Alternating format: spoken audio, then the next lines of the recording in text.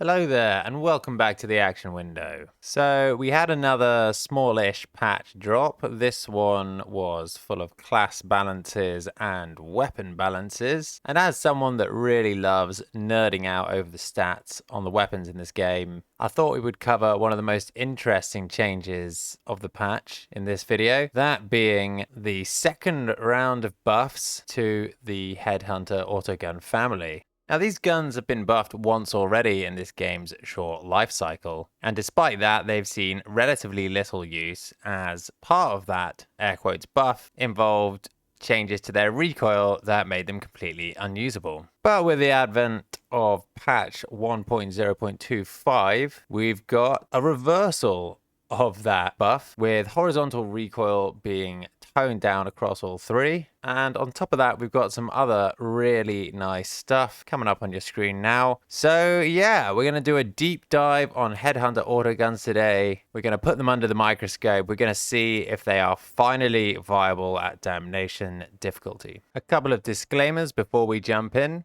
All testing has been done at Damnation difficulty, so if the breakpoints work there, they'll work anywhere. And also, I'll be talking about these weapons within the context of the veteran, as I feel he's the guy that gets the most use out of them.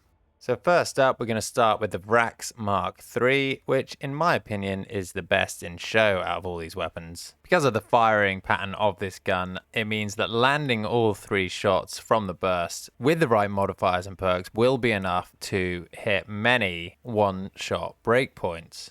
Thanks to the changes in the recoil, courtesy of this latest patch, landing all three shots isn't especially difficult to do across at least short and medium range. It's a bit more challenging at long range, but once you get used to the recoil pattern, you'll manage that just fine as well. We'll dive into those aforementioned breakpoints in just a moment. But first, let's talk modifiers and perks. Modifier-wise, you are going to want as close to 80 as you can get in damage and stopping power. Honestly, I would just try and prioritize for 75 plus here, because these stats really are the make or break when it comes to the damage variable of the weapon. I'd also aim to have as high a stability as possible as well. The recoil of these weapons, when you start to spam them, can get a little much, and I've personally found that having high stability helps counteract that. Perk-wise, you're definitely going to want to have Unarmored on the optimal version, and then it's kind of pick your poison between Maniac and Flak. If you go with Flak, you'll hit more reliable one-shot breakpoints on gunner enemies and have faster time to kill on maulers and Flak Ragers. And if you go with Maniacs, you'll have a slightly better time with the special enemies. Okay, so let's talk breakpoints, baby. Before I begin, I'm going to use the terminology burst to describe all three bullets hitting a target, just for clarification. So with 25% versus unarmored, you can hit the following breakpoints coming up on your screen now. The most important of these is one burst to body on the Dreg shooters from any distance, and one burst to body versus snipers whilst in volley fire at any distance. You'll also be able to hit a one-hit breakpoint versus the Dreg gunners, so long as your burst hits them in the head. Annoyingly, certain parts of this enemy are flak armored, and therefore if any of the bullets of the burst hit a flak armored part, it can throw the calculation off. Hitting a headshot of all three bullets of this gun can be challenging, but with a bit of practice on the recoil, it's definitely achievable at short to medium range. If you choose 25% versus Maniacs as your second perk, you'll be able to enjoy the following breakpoints versus the Trapper and both Flamer specials, and also these breakpoints versus both Rager enemies. You'll also have a much easier time bursting down muties in volley fire, as these guys really can soak up ammunition, especially from the Headhunter Autogun family. Alternatively, you can run with 25% versus flak instead, and this will make your experience of being able to one-shot all gunner and shotgunner elites much more consistent across all ranges, as these enemies are entirely armored in flak, or at least partially armored in flak. It is worth noting, however, that 25% versus flak is not necessary to hit one-shot breakpoints with this weapon. It can already do that so long as all 3 bullets are hitting the head. Taking this perk just means you don't have to rely on hitting the head quite as much. Okay, now over to the Vraks Mark VII. So this one definitely feels like it's the precision rifle of the 3, and in all likeliness has the highest skill ceiling required in order to get the most out of its potential. This weapon really wants you to be hitting heads, or at the very least, 2-tap bursts to the upper chest. So if you're someone that struggles with good accuracy, I definitely wouldn't recommend this weapon. It has an excellent recoil pattern which allows you to make incredibly accurate double taps, and it's also very maneuverable, maintaining a lot of its accuracy when dodging, moving, and strafing.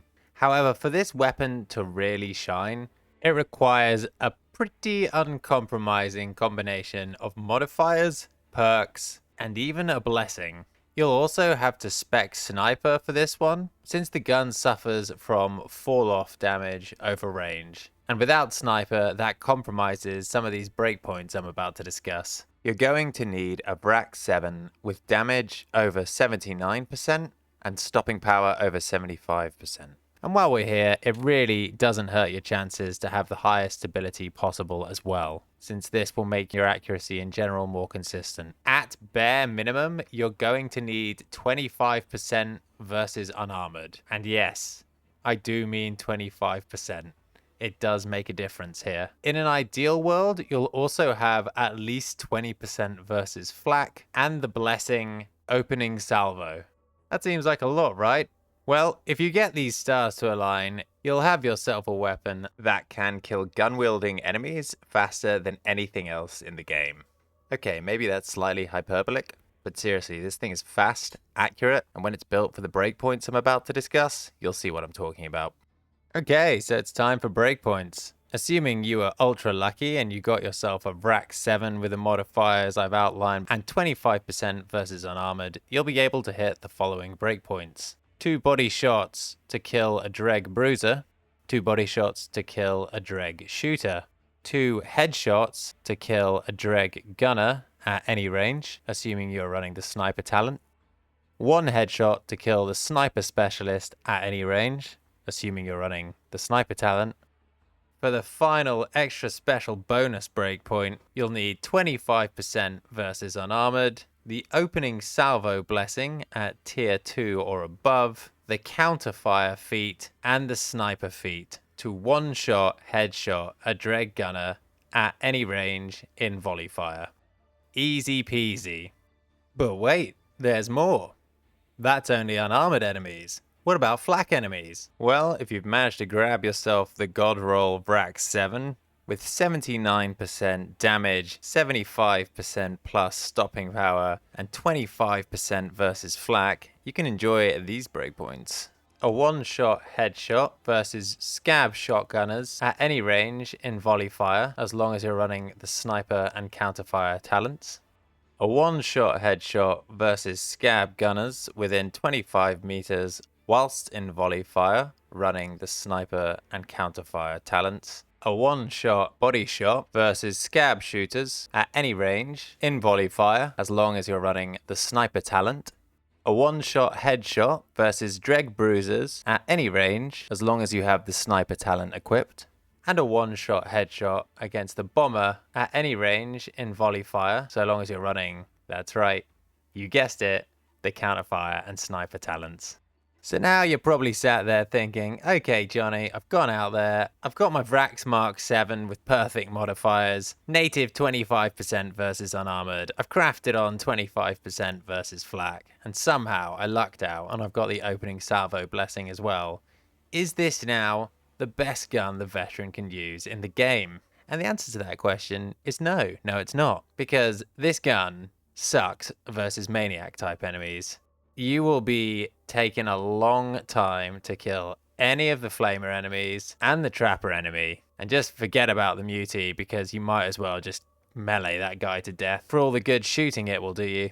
So yeah, even the perfectly optimized version of this high skill ceiling gun still has a massive weakness. Now aren't you glad I did all that testing for you?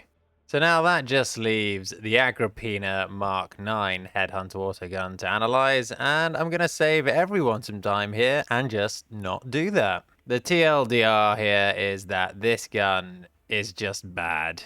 Now, to show you that I didn't shirk on my responsibilities of testing, this is the gun that I put through the meat grinder, as well as several games on Damnation difficulty. And I can tell you right now that no amount of breakpoint tampering is going to make this thing good.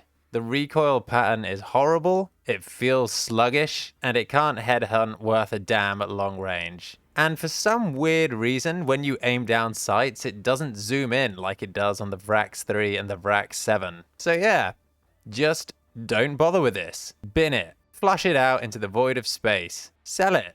Do whatever you will with this. Just don't take it into a game, for God's sake. When running any of these guns, you're definitely going to want to bring a melee weapon that deals with maniac-type enemies efficiently, as this is the biggest weakness of the Headhunter Autos. I'm a personal fan of the chainsword or the combat shovel, but I can't deny the power sword is also very effective at dealing with these, if that's your bag, baby. Now, I did want to talk about blessings in this video, but it's kind of already gone on too long, so I'll save that for another day when the crafting system is finally released. TM next week. But there are two blessings I definitely wanted to point your attention towards. I've already mentioned opening salvo on the Vraks Mark VII, but these guns also have access to the excellent Crucian Roulette, which basically ups your crit chance for the amount the blessing says per 10% of ammo spent in your current magazine. If you get a Headhunter Autogun with one or both of these blessings, you can damn well be sure that it's going to perform very well. And as I'm one to always put my money where my mouth is, the next gameplay video I will be posting will be a veteran one using the Vraks Mark III, no less the exact same one I used to do all the testing in this video. So yeah, that's gonna be it for this one. What do you guys think of Headhunter Autoguns after the patch? Worth using now or still dogshit? Let me know down in the comments below. Also, if there's a weapon or a family of weapons you'd like me to cover and do an in-depth breakpoint guide on, yeah, let me know about that as well also. These videos are a lot of work, but I enjoy making them. Thanks very much for watching, and I'll see you in the next one.